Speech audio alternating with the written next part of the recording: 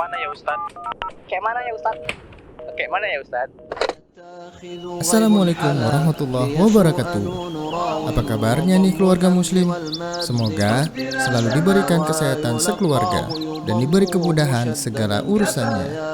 Alhamdulillah, kita ketemu lagi nih kawan-kawan di program kesayangan kita. Masih di Kemyu. Kayak mana ya Ustadz?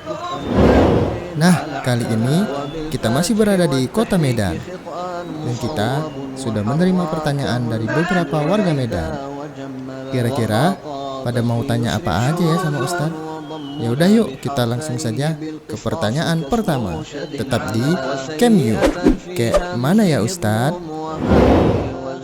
غيب حلا ليسوء نون راو وضم الهمز والماد عدل سما ويلقاه يضم. Bismillah, Assalamualaikum warahmatullahi wabarakatuh. Innal hamdalillah wassalatu wassalamu ala Rasulillah wa ala alihi wa ashabihi wa man walah wala haula wala quwwata illa billah, amma ba'd. Para pemirsa Rosyad TV di mana saja Anda berada, rahimani wa rahimakumullah. Ada pertanyaan dari saudara kita yang bertanya tentang perbedaan antara malaikat dengan jin, syaitan, dan iblis. Baik para hamba Allah rahimani wa rahimakumullah, sebelum kita menjawab pertanyaan ini, kita ucapkan terlebih dahulu kepada penanya, untuk sang penanya, jazakallahu khaira wa barakallahu fiq wa syukran jazilan. Para hamba Allah rahimani wa rahimakumullah, pertama sekali kita akan sebutkan atau kita jelaskan perbedaan antara malaikat dengan jin. Para hamba Allah rahimani wa rahimakumullah, setidaknya ada 3 perbedaan antara malaikat dengan jin. Yang pertama adalah dari sisi penciptaan, dari sisi asal penciptaan. Sesungguhnya Allah Subhanahu wa taala Allah ciptakan malaikat itu makhluk yang berasal dari cahaya, sementara jin adalah makhluk yang diciptakan oleh Allah Subhanahu wa taala yang berasal dari api. Berdasarkan satu hadis atau beberapa hadis, kita akan sebutkan salah satunya adalah hadis yang diriwayatkan oleh Imam Muslim dalam kitab sahihnya dari Ibunda Aisyah radhiyallahu anha dari Rasulullah sallallahu alaihi wasallam. Beliau bersabda, "Khuliqatil malaikatu min nurin wa khuliqal jannu min marijin min narin wa khuliqa Adam mimma wusifa lakum." Rawahu Muslim. Kata Nabi sallallahu alaihi wasallam, malaikat-malaikat itu diciptakan berasal dari cahaya, sementara para jin itu diciptakan dari percikan api. Sedangkan Adam diciptakan dari apa yang telah dikisahkan atau disifatkan kepada kalian. Hadis riwayat Muslim. Ini perbedaan yang pertama dari sisi asal penciptaan. Kemudian yang kedua, para hamba Allah rahimani wa rahimakumullah, perbedaan yang kedua adalah dari sisi asal sifat. Ketahui bahwasanya para malaikat dijadikan oleh Allah Subhanahu wa taala memiliki sifat-sifat ketaatan yang tidak ada kedurhakaan pada diri mereka. Bahkan yang ada hanyalah rasa takut kepada Allah Subhanahu wa taala. Mereka senantiasa melaksanakan apa yang diperintahkan oleh Allah Subhanahu wa taala kepada mereka. Sebagaimana Allah Subhanahu wa taala berfirman dalam surah An-Nahl ayat 49 dan 50, Allah mengatakan, "A'udzu billahi minasyaitonir rajim. Walillahi yasjudu ma fis samawati wa ma fil ardi min dabbatin wal malaikatu wa hum la yastakbirun yakhafuna rabbahum min fawqihim wa yaf'aluna ma yu'marun. Allah Subhanahu wa taala berfirman, dan sujud kepada Allah Subhanahu wa taala apa saja yang ada di langit dan apa saja yang ada di bumi berupa makhluk-makhluk. Demikian pula para malaikat. Dan mereka itu tidaklah sombong dan tidaklah enggan.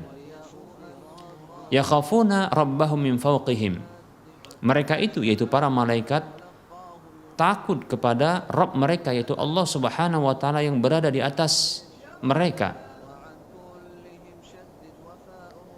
Wa yaf'aluna ma yu'marun, dan mereka itu senantiasa melaksanakan apa saja yang diperintahkan kepada mereka. Ini sifat asal yang dimiliki oleh para malaikat. Adapun jin, Allah Subhanahu wa taala sendiri mengkabarkan tentang ungkapan jin dalam surah Al-Jin ayat 14. Allah mengabadikan perkataan jin yang mengatakan wa anna minnal muslimuna wa minnal qasitun. Dan sesungguhnya di antara kami itu ada yang muslim, yaitu yang taat beragama Islam, kemudian taat patuh kepada Allah Subhanahu wa taala. Wa minnal qasitun, dan di antara kami ada pula yang durhaka, ada yang pelanggar, pelaku kemaksiatan, menyimpang dari kebenaran. Ini perbedaan yang kedua antara malaikat dengan jin. Kemudian ada perbedaan yang ketiga antara malaikat dengan jin, yaitu para malaikat diciptakan tanpa diberikan syahwat oleh Allah Subhanahu wa taala, berbeda dengan para jin yang mereka diberikan syahwat oleh Allah Subhanahu wa taala sebagaimana para manusia. Manusia dan jin ini adalah makhluk yang sama-sama diciptakan oleh Allah Subhanahu wa taala, memiliki akal, memiliki syahwat, dan diperintahkan oleh Allah untuk beribadah kepadanya. Allah Subhanahu wa taala berfirman dalam surah Adz-Dzariyat ayat 56, A'udzu billahi minasyaitonir rajim, wa ma khalaqtul jinna wal insa illa liya'budun. Dan tidaklah kuciptakan jin dan manusia melainkan agar mereka beribadah kepadaku. Ini dua makhluk yang mereka diciptakan walaupun dari unsur yang berbeda, dengan asal penciptaan yang berbeda, namun mereka memiliki sifat yang sama, yaitu sama-sama mereka memiliki syahwat, begitu juga memiliki akal, dan di antara mereka ada yang taat, demikian pula ada yang durhaka kepada Allah Subhanahu wa taala. Ini perbedaan antara malaikat dengan jin. Adapun perbedaan antara jin, syaitan dan iblis, para hamba Allah rahimani wa rahmakumullah, ketahui bahwasanya syaitan sebagaimana yang dinyatakan oleh Al-Hafidz Ibnu Katsir rahimahullahu taala dalam kitab tafsir beliau, yaitu tafsir Al-Qur'anul Azim, beliau menyebutkan tentang makna syaitan. Beliau mengatakan inna isma syaitan ma'khudun minal bu'di. Sesungguhnya nama syaitan itu diambil dari kata al-bu'd, yaitu jauh, ya, yang jauh atau menjauhi, atau yang dia bu'dun, ya, jauh. Bisa juga maknanya adalah terkutuk, terlaknat, demikian. Walidzalika fa inna man tamarrada 'anit ta'ati min jinnin au insin au hayawanin summiya syaitanan. Beliau mengatakan, oleh karena itu maka apa saja yang keluar dari ketaatan, siapa saja yang keluar dari ketaatan, yang melampaui batas tidak mentaati Allah Subhanahu wa taala atau tidak memiliki sifat ketaatan, maka baik itu dari kalangan jin, manusia dan hewan, maka dinamakan dengan syaitan. Baik para hamba Allah rahimani wa rahmakumullah. Jadi syaitan itu sesungguhnya adalah sifat, karakter, yaitu sifat keluar dari ketaatan, durhaka, enggan untuk taat, demikian. Nah, siapa saja yang tidak taat, baik itu dari kalangan jin, manusia, demikian pula hewan, maka disebut dengan atau dinamakan dengan syaitan. Baik para hamba Allah rahimani wa rahmakumullah. Sehingga kita dapatkan dalam beberapa dalil-dalil, baik itu Al-Quran maupun hadis Nabi SAW, jin yang mereka ini diciptakan oleh Allah Subhanahu wa taala dari api, ketika keluar dari ketaatan kepada Allah Subhanahu wa taala disebut dengan syaitan. Demikian para hamba Allah rahimani wa rahimakumullah. Dalil yang jelas dan gamblang tentang hal ini bahwasanya syaitan itu adalah karakter dan sifat, bentuk keluar dari ketaatan, enggan untuk taat. Ini bisa terdiri dari manusia dan jin, sebagaimana yang disebutkan oleh Allah Subhanahu wa taala di dalam surah Al-An'am ayat 112. Allah mengatakan, A'udzu billahi minasyaitonir rajim. Wa kadzalika ja'alna likulli nabiyyin aduwwan syayatinal insi wal jinni yuhi ba'duhum ila ba'din zukhrufal qawli ghurura. Allah mengatakan, wa kadzalika ja'alna likulli nabiyyin aduwwan syayatinal insi wal jinni. Demikianlah kami jadikan bagi setiap nabi itu ada musuh, yaitu berupa syayatinal insi wal jin, musuh-musuh dari kalangan syaitan-syaitan, dari kalangan jin dan manusia. Yuhi ba'duhum ila ba'din zukhrufal qawli ghurura, yang mereka itu saling membisikkan, saling menyampaikan ungkapan-ungkapan yang dihiasi lagi menipu antara sebagian mereka kepada sebagian yang lainnya. Demikian para hamba Allah rahimani wa rahimakumullah. Ini syaitan, yaitu sifat yang keluar dari ketaatan,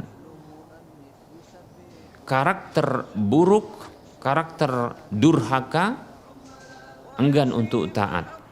Dan ini bisa terdapat pada diri manusia, begitu juga jin, begitu juga hewan. Demikian para hamba Allah rahimani wa rahmakumullah. Adapun iblis laknatullah alaih adalah syaitan pertama dari kalangan jin.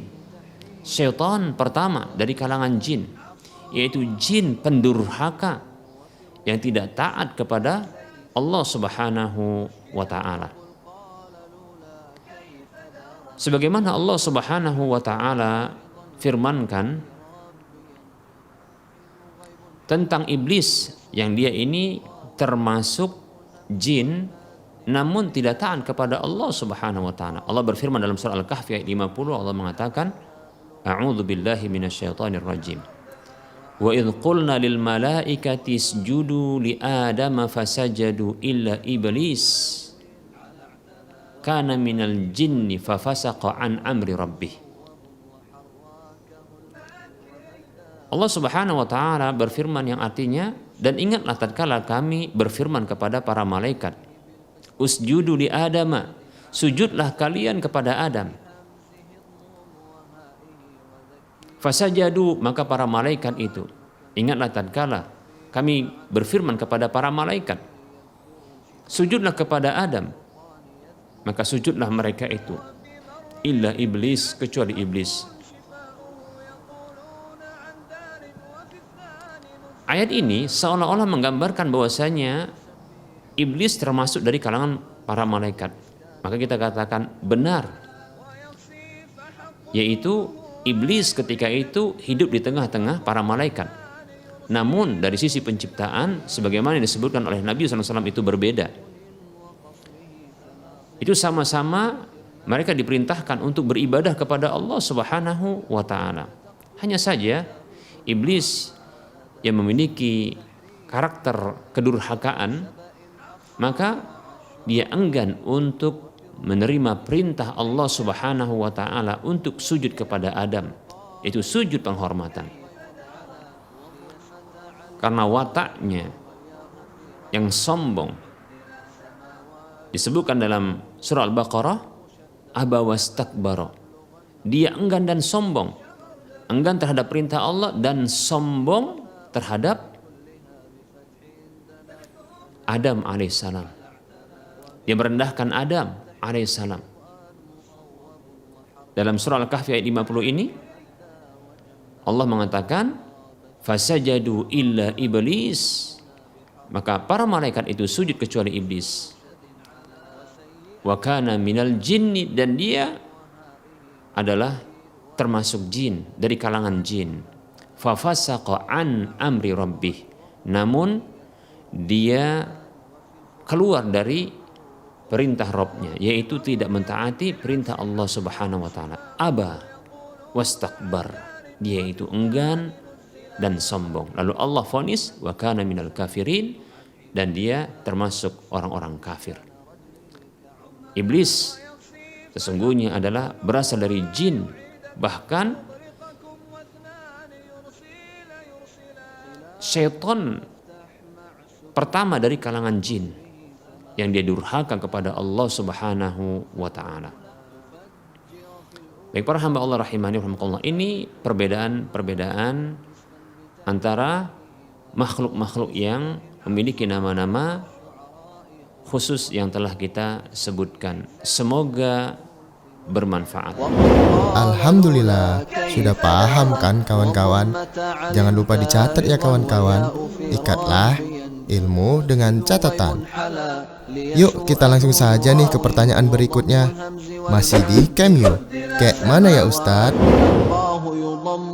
مشددا كفى يبلغن نمدده واكسير وعن كلهم شدد وفاء في كلهم. Bismillah. Assalamualaikum warahmatullahi wabarakatuh. Alhamdulillahi rabbil alamin, wassalatu wassalamu ala asyrafil anbiya'i wal mursalin wa ala alihi wa ashabihi ajma'in wa man tabi'ahum bi ihsanin ila yaumiddin, amma ba'd. Para pemirsa Rosyad TV di mana saja Anda berada rahimani rahmakumullah. Ada pertanyaan dari saudara kita yang menanyakan tentang anaknya yang akan dimasukkan ke sebuah sekolah yang diinginkan, namun sangat tipis untuk bisa berkesempatan bersekolah di sekolah tersebut, melainkan harus dengan cara melibatkan orang yang bekerja di dalam sekolah tersebut dengan cara memberikan sejumlah bayaran kepadanya, sejumlah uang. Apa hukum dari hal seperti ini? Baik para hamba Allah rahimani wa rahmakumullah. Sebelum kita menjawab pertanyaan ini, kita ucapkan terlebih dahulu kepada sang penanya, jazakallahu khaira, barakallahu fik, wa syukran jazilan.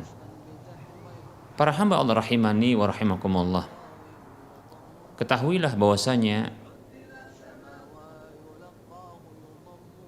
memberikan sejumlah uang atau harta untuk mengambil sebuah hak yang bukan menjadi haknya atau belum menjadi haknya,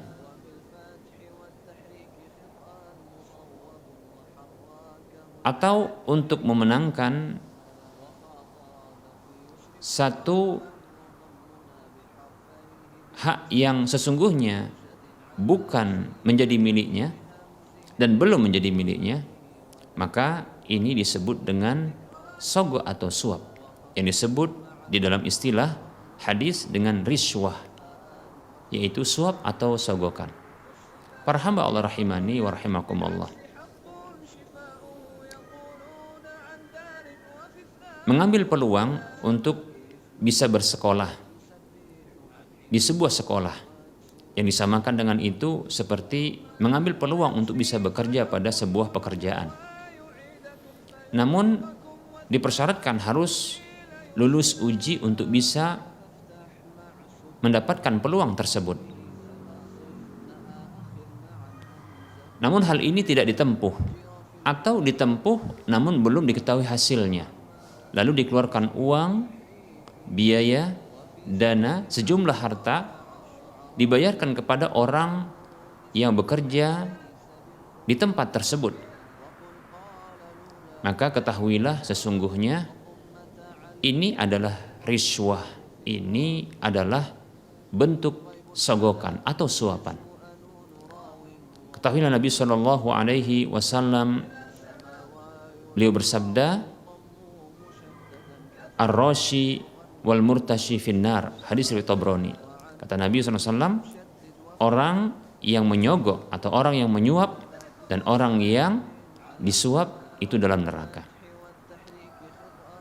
Ada hadis yang lain yang juga menunjukkan ancaman, dan ini tentunya menunjukkan hukum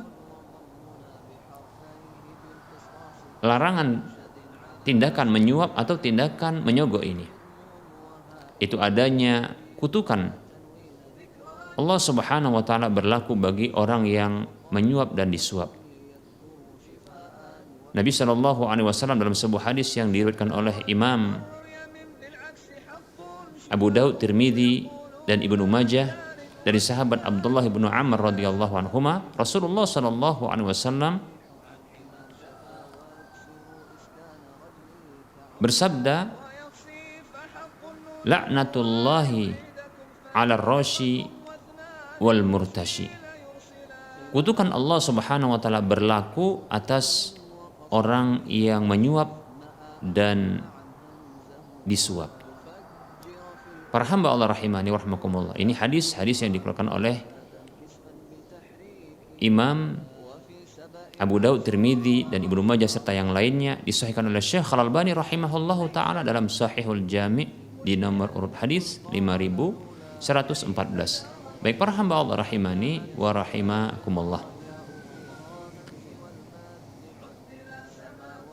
Dan hukum memberikan uang kepada petugas yang sesungguhnya dia telah mendapatkan gaji, maka ini juga merupakan pelanggaran yang lain selain ini disebut dengan suap. Ini disebut juga dengan ghulul, pelanggaran yang lain. Orang yang telah mendapatkan gaji lalu dia mendapatkan tambahan harta yang bukan dari orang yang menggajinya atas pekerjaan yang dia telah mendapatkan gaji, maka ini disebut dengan ghulul, yaitu harta khianat. Rasulullah Shallallahu Alaihi Wasallam bersabda dalam sebuah hadis yang diriwayatkan oleh Imam Abu Daud dan disahihkan oleh Syekh Al-Albani rahimahullahu taala dalam Sahihul Jami', Nabi kita Muhammad Sallallahu Alaihi Wasallam bersabda, man ista'malnahu ala amalin farazaqnahu rizqan fama akhadha ba'da dzalika fahuwa ghululun. Siapa saja yang kami pekerjakan dengan sebuah pekerjaan lalu kami berikan gaji kepadanya, maka apa saja yang dia ambil setelah itu dari harta pemberian, maka itu adalah harta ghulul. Itu adalah ghulul. Hadis riwayat Abu Daud, hadis yang sahih. Harta ghulul adalah harta khianat. Yang ini bisa mendorong seseorang itu berkhianat terhadap amanah yang dibebankan kepada dirinya. Para hamba Allah rahimani wa rahimakumullah, membayar orang yang bekerja di dalam sebuah pekerjaan untuk bisa mengambil peluang. Apakah peluang itu berupa pekerjaan atau peluang untuk bisa belajar atau peluang-peluang yang lainnya? Maka ketahuilah, memberikan uang kepadanya ini merupakan bentuk menyogok, menyuap. Tindakan ini disebut dengan riswah, dan harta tersebut menjadi ghulul bagi orang yang bekerja, yang menerima tambahan pembayaran yang bukan berasal dari orang yang atau pihak yang menggajinya. Demikian, oleh karenanya maka sebaiknya ini dihindarkan, bahkan wajib untuk dijauhkan, karena ini merupakan tindakan khianat dan ancaman bagi orang yang menyogok dan disogok itu berada dalam neraka dan dikutuk oleh Allah Subhanahu wa taala. Semoga Allah Subhanahu wa taala menjauhkan kita dari segala bentuk-bentuk pelanggaran dan kemaksiatan serta dosa dan keharaman. Semoga Allah Subhanahu wa taala senantiasa menjaga kita di atas ketaatan dan kebaikan. Amin ya rabbal alamin. Semoga bermanfaat. Gimana kawan-kawan? Sudah paham kan dengan penjelasan Ustadz tadi? Semoga Allah memberikan kemudahan kepada kita dalam menuntut ilmu agama. Kira-kira mau tanya apa ya ke Ustadz? Jangan kemana-mana ya, tetap di Cameo. Kayak mana ya Ustadz? القرآن مصوب وحراكه المكي ومدى وجملا وخاطب في يسرف شهود وضمنا به. Bismillah, assalamualaikum warahmatullahi wabarakatuh. Alhamdulillahi rabbil alamin, wa bihi nasta'in ala umuri dunya waddin, wa ashhadu an la ilaha illallah rabbul alamin, wa ashhadu anna muhammadan abduhu wa rasuluhu asyraful anbiya'i wal mursalin, wa salawatullahi wa salamuhu alaihi wa ala alihi wa ashabihi ajma'in wa man tabi'ahum bi ihsanin ila yaumiddin, amma ba'd. Para pemirsa Rosyad TV di mana saja Anda berada, rahimani rahmakumullah. Ada pertanyaan dari saudari kita atau saudara kita yang bertanya tentang tata cara meruqyah orang yang kerasukan jin.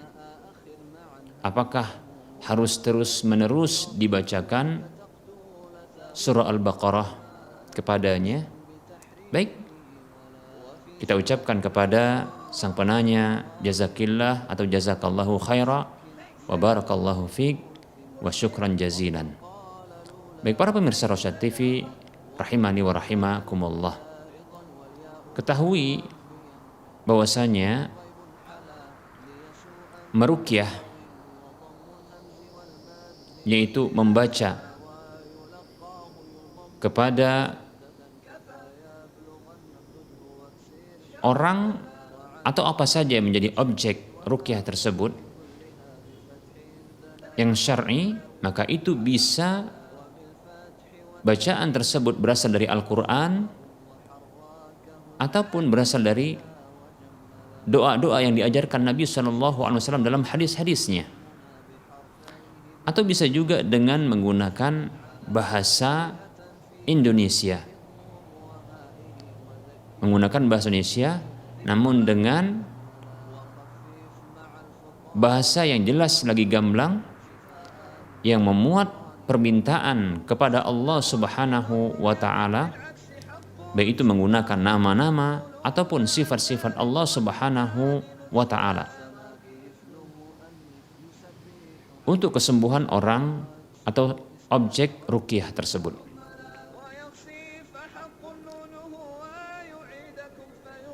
Imam Suyuti, anak ulangi nanti di sini dipotong ya. Imam Suyuti rahimahullahu ta'ala dan para ulama yang lainnya menyebutkan ada 3 syarat untuk ruqyah.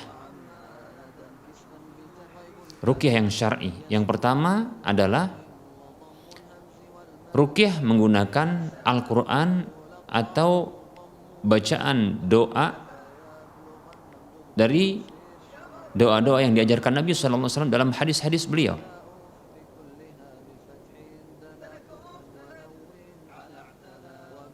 Kemudian yang kedua syaratnya adalah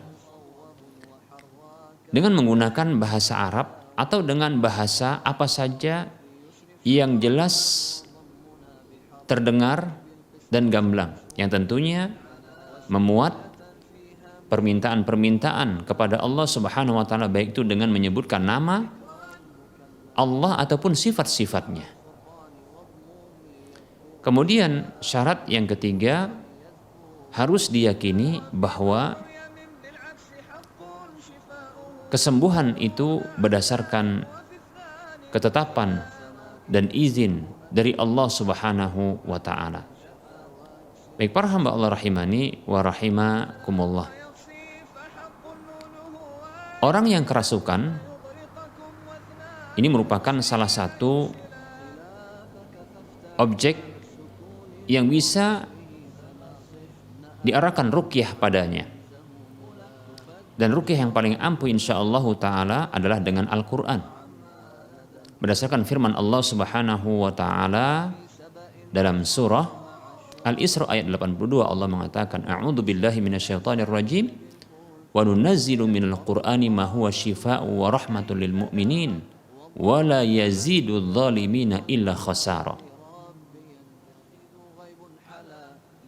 Allah mengatakan yang artinya wa nunazzilu. Nunazzilu di sini disebutkan dengan fi'il mudhari, yang maknanya adalah pekerjaan yang dikerjakan saat ini atau yang akan datang. Yang artinya adalah kami turunkan. Artinya sedang kami turunkan atau akan kami turunkan.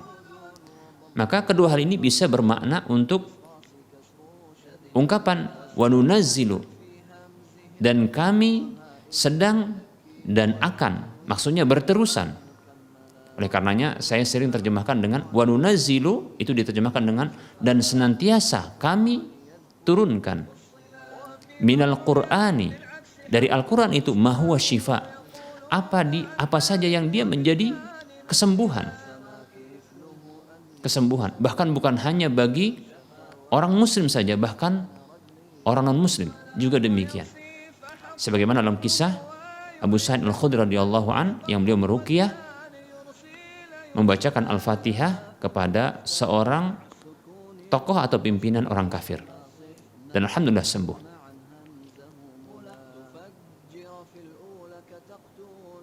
Wa rahmatul lil mu'minin, dan senantiasa kami turunkan dari Al-Quran itu rahmat bagi orang-orang beriman. Apa saja yang menjadi rahmat bagi orang-orang beriman.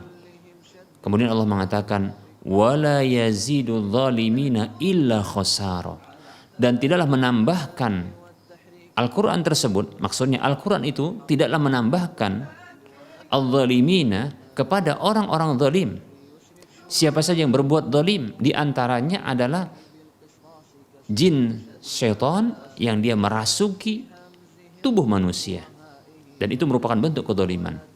Tidaklah menambahkan Al-Quran tersebut, tidaklah Al-Quran itu menambahkan untuk orang zalim, untuk siapa saja yang zalim, illa khasara, kecuali kerugian, melainkan kerugian. Surah Al-Isra ayat 82. Oleh karenanya silakan baca Al-Quran terus, apa saja dari Al-Quran tersebut, maka bacakan kepada orang-orang yang mereka kerasukan syaitan jin atau jin syaitan, yang tidaklah Al-Quran itu menambahkan kepada jin syaitan tersebut kecuali kerugian. Maka jangan pernah berhenti walaupun dia berteriak kesakitan, dan jangan pernah diajak bicara. Terus bacakan Al-Quran itu kepadanya sampai dia pergi dari tubuh manusia tersebut. Adapun membaca Al-Baqarah ini di antara surah-surah yang bisa dibaca dari Al-Quran tersebut. Walaupun kita katakan surah Al-Baqarah ini punya pengaruh yang kuat untuk bisa mengusir jin syaitan dari rumah.